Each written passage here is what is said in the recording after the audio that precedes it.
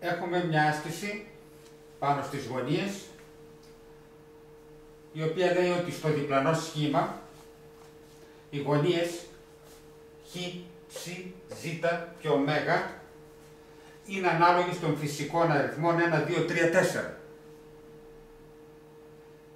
Ζητάει να βρούμε τις γωνίες χ, ψ, ζ, ω σε μοίρες.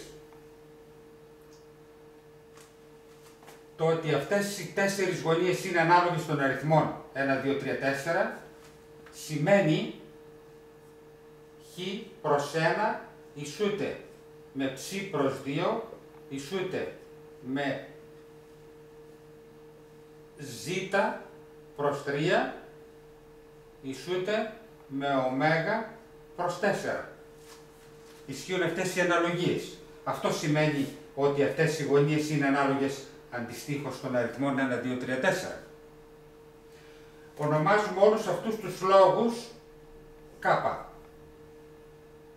Οπότε από εδώ προκύπτει, εφόσον αυτός ο λόγος είναι ίσος με κάπα, βγαίνει ότι το χ ισούται μια φορά το κάπα.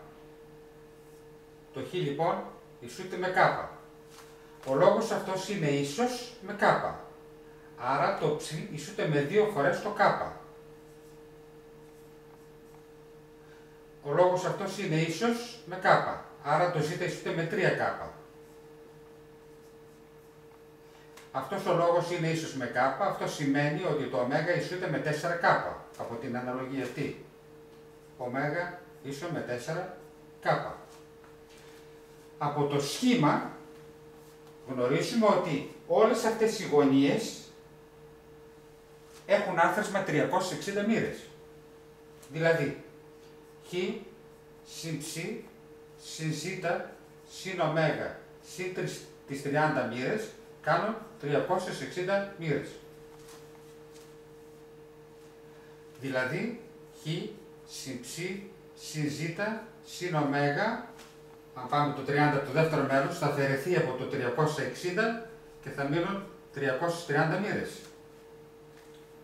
Αν στη θέση του χ, ψ, ζ, ω βάλουμε τα ίσα τους, τότε αυτή η σχέση γράφεται κ συν 2κ συν 3κ συν 4κ ίσο με 330 μοίρες.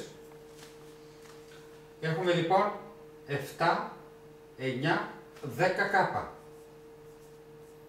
ίσο με 330 μοίρες.